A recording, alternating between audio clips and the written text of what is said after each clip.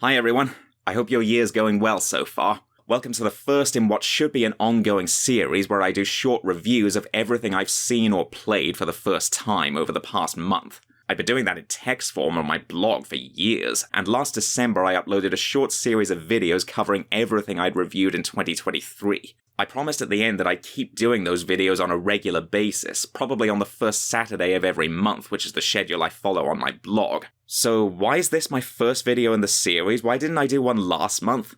Well, because I hadn't reviewed enough by the first Saturday in February to really justify making a video. It would have been a very short one. Hell, at that point I was still in the middle of playing Final Fantasy XVI, and I wanted to at least wait until I finished that, and with it the series. You'll find a playlist of all my reviews in the video description, but in case this is the first one you're watching, I keep each one very brief at exactly 50 words for reasons that are too involved to get into here. See the intro to my Metroid video for full details. I occasionally add some additional comments when I can't quite fit my thoughts within that word limit. You'll see one or two instances of that here as we go along. So, let's get started.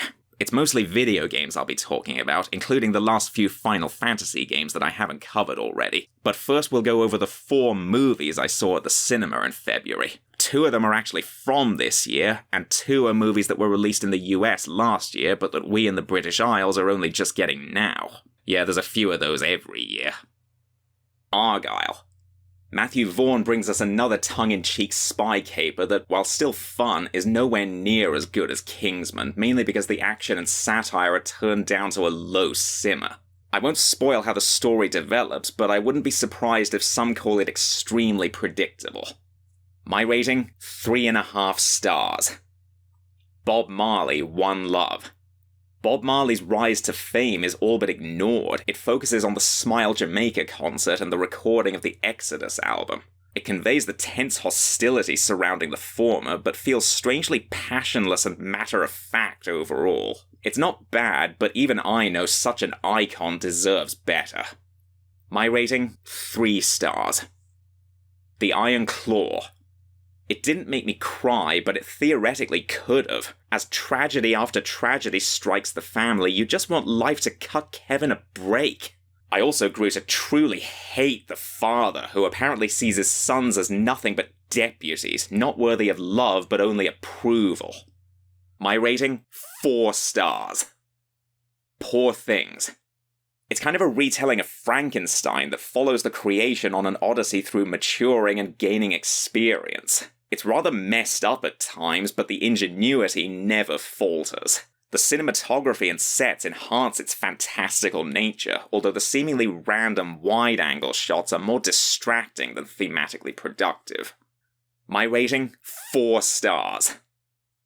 There's so much more I could comment on, like the intriguing use of color, the nuances in Emma Stone's performance, or the running theme that she's always a prisoner in some way. I could honestly do a full review of this movie if I wanted to, and if I had time. And now let's start on the video games I've experienced so far this year. Now, as I mentioned, among them were the last few Final Fantasy games. I started reviewing the series from 8 onwards last year, and the first 4 to be released internationally were covered on my blog before that. So before we get to the Final Fantasy reviews I wrote this year, starting with 12, it might be appropriate to briefly go over my thoughts on the series so far.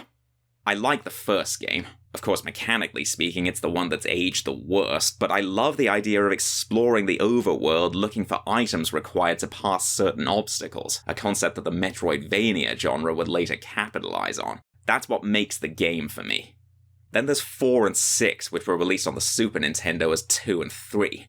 It took me a long time to warm to those ones. Despite starting out brilliantly, I at first found them too long, slow-paced, and apparently aimless, just plodding from one event to another with no indication that the plot was actually progressing. But in both cases, once I saw the big picture, I appreciated the story much more, and to this day I'd say 6 remains one of the series' best narratives. Though not my favourite of the games, but we'll get to that. I had the same initial reaction to 7, but sadly it didn't win me over as well. Again, great start, but the rest is so long and protracted that I found it a real slog to get through. Still, it's not a bad story overall, I can see the appeal. You can find my 50-word reviews of the next 4 games in my 2023 marathon video, but to recap, 8 is the only one that I straight up don't like. 9 is another good one. 10 didn't blow my mind like it did for most other people, but I still liked it enough to buy it. I can't say the same for 10 too, though. And now it's time for my actual reviews of the last few titles in the series. You'll notice I'm skipping 11 and 14 for one simple reason. They're MMOs, and personally I avoid multiplayer-only games like the plague. Yeah, you know how everyone ridicules EA for saying people don't like single-player games? Well, for me it's the complete opposite. I only care about single-player. I have heard that 14 is great. I know the story of how A Realm Reborn happened, but it's not the type of game I'm interested in. If you love it, you can keep it. And the last thing I should mention is that I'd already bought 15 and 16 myself based on their positive reception, and obviously I also own 7, and I had 1 to 3 in the form of emulator ROMs. So my main goal with running through the series was to see what I thought of 8 to 13, which I was watching in the form of game movies on YouTube, to see if I'd be interested in buying them. With all that said, let's finally get to my brief reviews of 12 to 16. Here we go. Final Fantasy XII. Set in a small nation caught between 2 warring empires, it overhauls the series in many ways, including a more realistically presented world and a combat system with 1 active player-directed character and AI-controlled companions.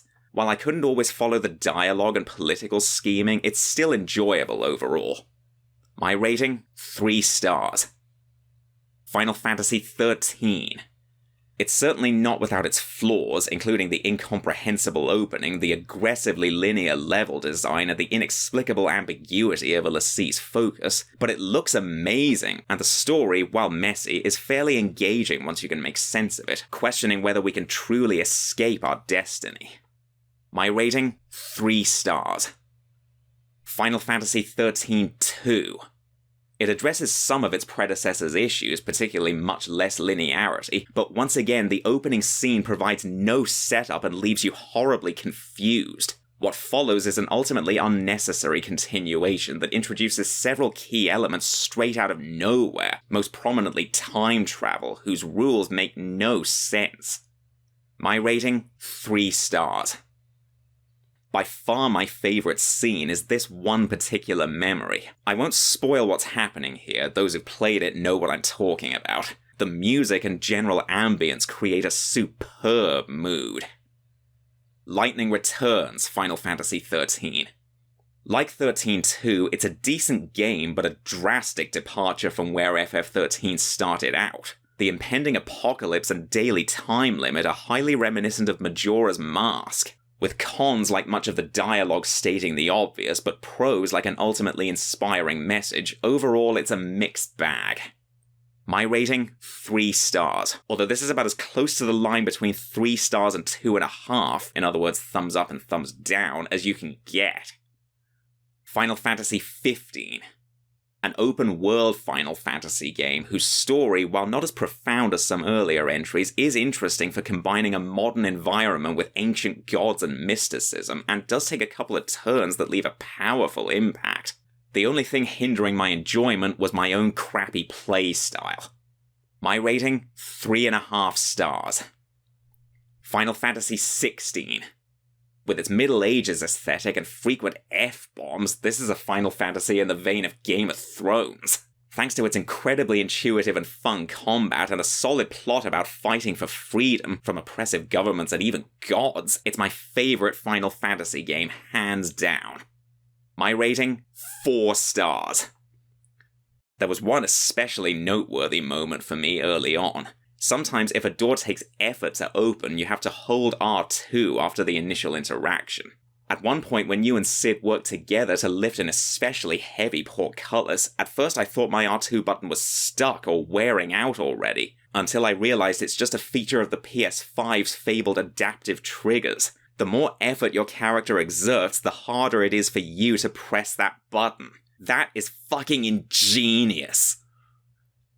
So there you go. While I wouldn't call myself a fan of the series overall, partly because RPGs in general aren't really my thing, I still like most of them enough to buy them.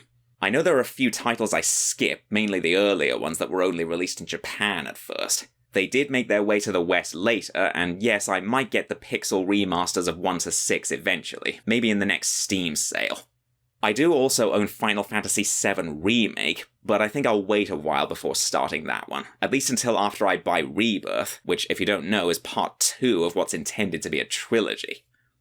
Right, now that I've probably pissed off quite a few Final Fantasy fanboys, let's talk about the other games I first encountered this year. The rest are from a brand new list of games that I decided to preview to see if I'd like to own them. The Final Fantasy series was originally at the end of that list, but in the time since I started that series, I've added a ton more games to the queue. So once I finished Final Fantasy XVI, I made a start on them. They're arranged by order from oldest to newest, except for sequels, which I always keep bundled together. And this time I was actually playing the games, or at least trying to, instead of just watching long plays like I used to. After all, games are meant to be played, not watched. Although I might go back to that practice later on in the list when we get into the more recent games, because I don't want to risk wasting my money. The earlier games are available on emulators, so I was able to play them pretty handily. Some of them convinced me to keep them, some didn't. As Josh Scorcher, or rather the Green Scorpion, once said, "This is why you rented before you bought in the 90s, kids." So without further ado, here are the first few in the line. Final Fight. Not much to say, it's a beat-em-up. It's enjoyable enough as long as you don't let yourself get hit, because it stuns you and the enemies will not let up. Of the two playable characters, Hagar is more fun because his backdrop suplex can potentially hit enemies on either side. My rating, 3.5 stars. Final Fight 2. I think this sequel is far superior to the first game. Not only are the graphics better and the animations less stiff, which I suppose is to be expected for a game designed for the SNES rather than ported to it, but the punishment for getting hit is less severe. My rating, 4 stars. Final Fight 3. Despite shaking up the trilogy with branching paths that affect the ending, it's not as interesting as Final Fight 2, mainly from a narrative standpoint. Dean is the only character with any personal stakes in stopping the Skull Cross gang. For the others, and by extension us, it's just business. My rating, 3.5 stars. Pilotwings. It's basically a flight school training program, a series of exercises followed by a mission in a helicopter. I appreciate how impressive the graphics were at the time, but all I felt while playing it was frustration at the precision required for the controls. Not bad, but not for me. My rating, 3 stars. Pilotwings 64. It exchanges the original Academy setting for a series of picturesque islands. There's a nice variety of tasks, and the music is great, especially in the hang glider sections. But again, I found it more fun to watch than to actually play. I couldn't get past the first rocket belt exercise. My rating, 3 stars. I also watched a long play of Pilotwings Resort while I was on it. Yes, after 15 years, the series finally made its return on the 3DS. As the title implies, it's also a spin-off of Wii Sports Resort, and the graphics and music capture that series' charm. I loved watching it, but if it's anything like the first 2 games, I suspect trying to control it would be the death of me, especially the rocket belt. Gunstar Heroes. If you like Contra, you'll probably like this. There are 2 playable characters, one can shoot in any direction, the other can fire while running. But the latter can overcome that limitation with the homing chaser weapon, and in my case, amplifying it by combining it with the rapid-fire force. My rating, 4 stars. Gunstar Super Heroes, aka Gunstar Future Heroes. It's nowhere near as fun as the first game, partly because it relies a bit too heavily on repeating it, blatantly recycling several bosses and even level concepts, but also because so many hazards seemed unfairly unavoidable that I found it increasingly hard to care how to approach them properly. My rating, 3 stars. Not to mention the cutscenes vary based on difficulty level, so you don't get the proper story unless you play on hard mode. That is bullshit. And now let's end with one game I had bought myself without the need of a preview, which I was playing just for the sake of filling in the blank rating on my list. Mario Kart DS. The gameplay is as fun as ever.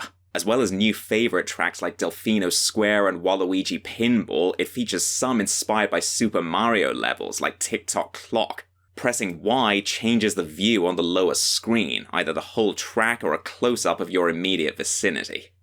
My rating? 4 stars.